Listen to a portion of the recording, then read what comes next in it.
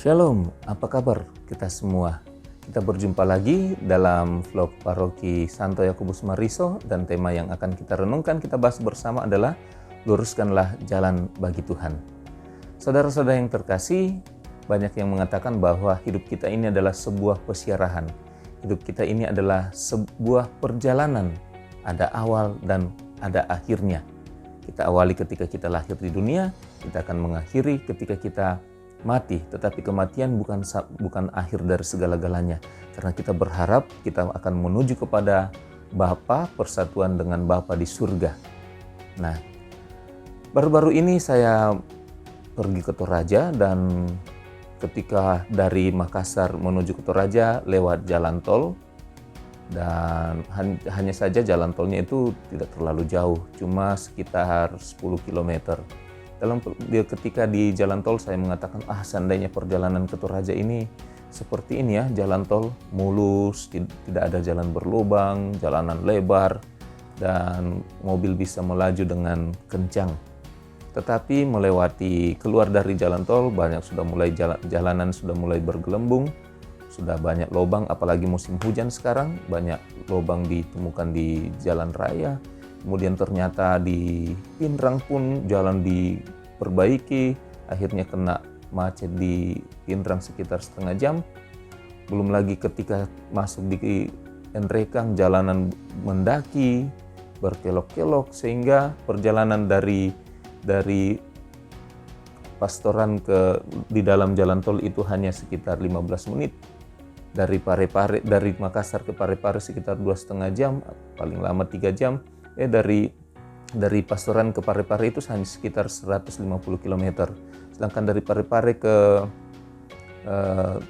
Toraja itu sekitar 200-an juga, atau 150 km juga, sampai 200 km. Tetapi dari Makassar ke Parepare itu hanya ditempuh dalam waktu 2,5 jam. Sedangkan dari Parepare ke Toraja melewati kota Pinrang dan kota Enrekang, Kabupaten Pinrang dan Enrekang, itu bisa ditempuh sampai 4 jam, bahkan 5 jam. Karena jalanan dari Makassar ke Parepare itu luas, lebar, dan lurus. Sedangkan dari Parepare ke Toraja itu banyak tikungan, pendakian, masih banyak jalan yang diperbaiki. Nah, demikian juga perjalanan kita sampai kepada Tuhan akan mulus, lancar, kalau kita meluruskan jalan yang kita lewati. Jalan yang berlubang diratakan, sehingga perjalanan akan lancar juga. Namun sebenarnya bukan hanya kita yang berjalan menuju kepada Bapa. Kalau kita renungkan baik-baik isi kitab suci, apa yang disampaikan dalam kitab suci, sebenarnya Allah juga sedang datang mengunjungi kita. Dia datang mengunjungi dan melawat umatnya. Ada 2 kedatangan Tuhan dalam kehidupan kita. Kedatangan Tuhan yang pertama itu ketika Dia datang dan berinkarnasi dalam diri Yesus Kristus. Itu kedatangan Tuhan yang pertama. Namun kedatangan Tuhan yang kedua juga akan menyusul, yakni ketika kita sampai pada akhir zaman. Ketika kita sampai dan ketika kita semua diajak untuk berkumpul bersama dengan Bapa. Oleh karena itu Allah Bapa sebenarnya sedang datang mengunjungi kita.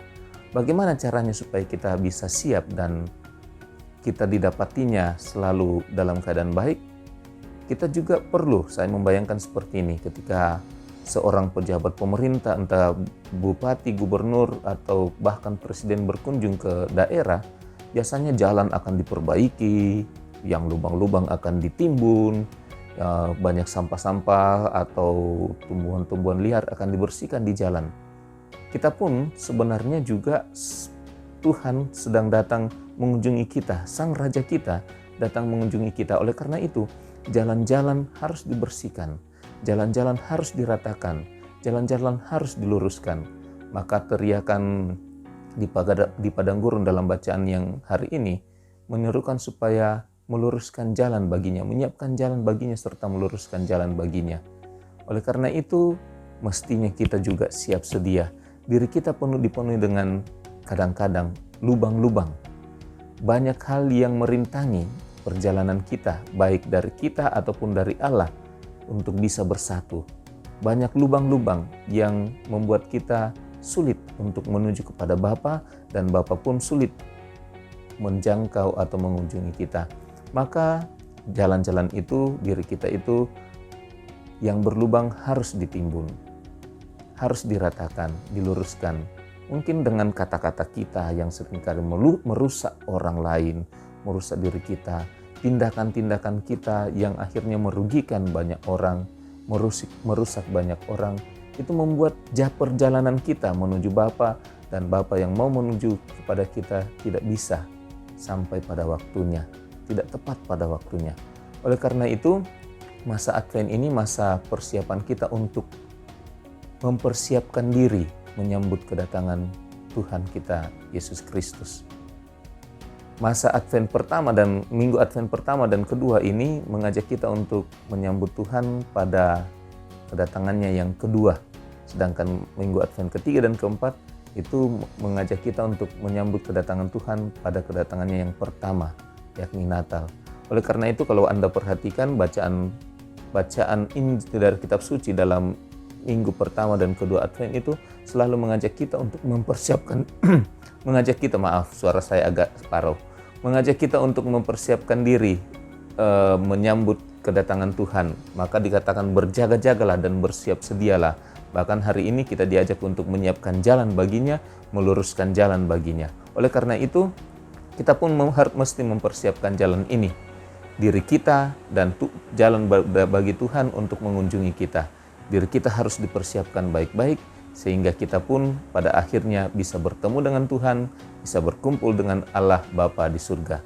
Mudah-mudahan suatu saat kelak kita betul-betul siap dan akhirnya kita bisa bersatu dengan Bapa di surga. Tuhan Yesus memberkati.